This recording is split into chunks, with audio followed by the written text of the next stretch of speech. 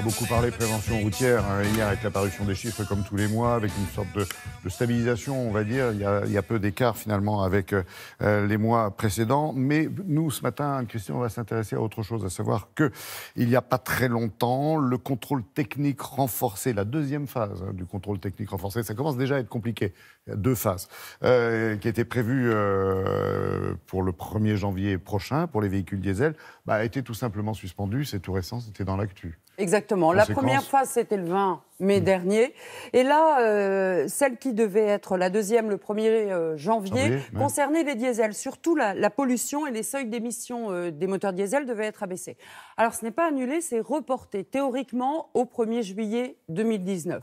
Alors, pourquoi on vous en parle maintenant ? Parce qu'en fait, ça se prépare, un contrôle technique.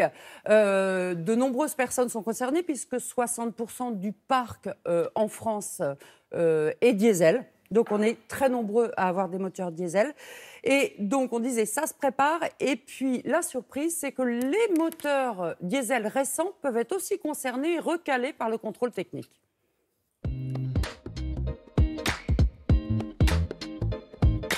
Le véhicule doit répondre à sa norme. Donc si c'est un véhicule ancien, il répond à une norme ancienne. Donc normalement, il ne devrait pas y avoir de problème. Alors que les véhicules les plus récents doivent répondre à des normes de plus en plus drastiques, notamment avec des valeurs plaquées qui vont être contrôlées, qui sont à 0,5, alors que les anciens véhicules, les normes, c'était plus 2,5 ou 3. Donc c'est plutôt le contraire. C'est-à-dire qu'un véhicule vraiment récent, il faut vraiment qu'il soit révisé correctement pour être sûr de passer, parce que sa norme est beaucoup plus restreinte. Tout à l'heure, vous nous parliez de la valeur plaquée. On la trouve où ? Alors très concrètement, cette voiture, c'est une voiture récente, donc la valeur plaquée est sous le capot. On la retrouve exactement ici, donc la valeur plaquée est à 0,51, ce qui veut dire qu'il faut absolument, lors du contrôle d'opacité, qu'il soit inférieur à 0,51. Un véhicule diesel qui roule principalement en ville peut être un peu plus encrassé qu'un véhicule qui fait plus de route. S'il est très encrassé, il faut rouler 20-30 km peut-être.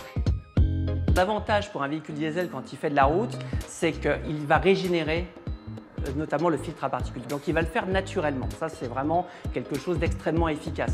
Après, effectivement, il y a des additifs qui existent qu'on peut mettre dans le réservoir. On peut avoir aussi des décrassages plus spécifiques dans les systèmes d'injection. Donc ça aussi, c'est une solution.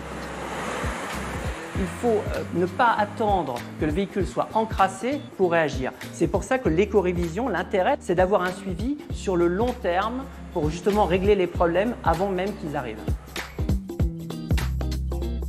L'enjeu actuellement au niveau de l'automobile, c'est de diminuer la pollution et la consommation. Et pour ça, il y a plusieurs strates différentes, bien distinctes. La première, ce sont celles que font les équipementiers et les constructeurs en trouvant des solutions technologiques extrêmement pointues pour répondre à des normes de plus en plus drastiques.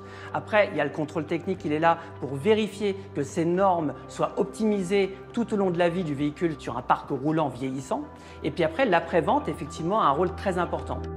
L'après-vente doit s'adapter à toutes ces nouvelles technologies. On a une révision qui existe depuis maintenant des années, au bout de 2 ans ou de 30 000 km, dans laquelle on fait principalement une vidange et des changements de filtre. Ça, je pense qu'il va falloir faire évoluer ça. Il va falloir arriver à faire des révisions qui répondent aux enjeux actuels, qui soient justement plus écologiques et économiques, ce qu'on appelle justement une éco-révision. What else ? Alors, un moteur diesel, on l'a vu, ça s'entretient. Et avant de passer le contrôle technique, si on habite par exemple à côté, on n'arrive pas directement. On fait un peu chauffer son moteur, on roule un peu pendant 5 minutes à vitesse stabilisée pour décrasser un peu. Et puis, on prend un peu son élan. On évite, si c'est confirmé pour le 1er juillet, le contrôle technique pour les diesels, on évite de se précipiter au mois de juin en disant « mon moteur diesel ne va pas passer, je passe le contrôle technique ». On anticipe un petit peu parce que, comme la dernière fois, le 20 mai, ça s'est un peu bousculé au portillon. Merci de rappeler ce matin, Anne-Christine, qu'effectivement, un bon réglage de moteur diesel, eh bien, c'est une façon de lutter contre la pollution, tout comme le font les individus au quotidien, les associations aussi qui se mobilisent. Et on sait que c'est important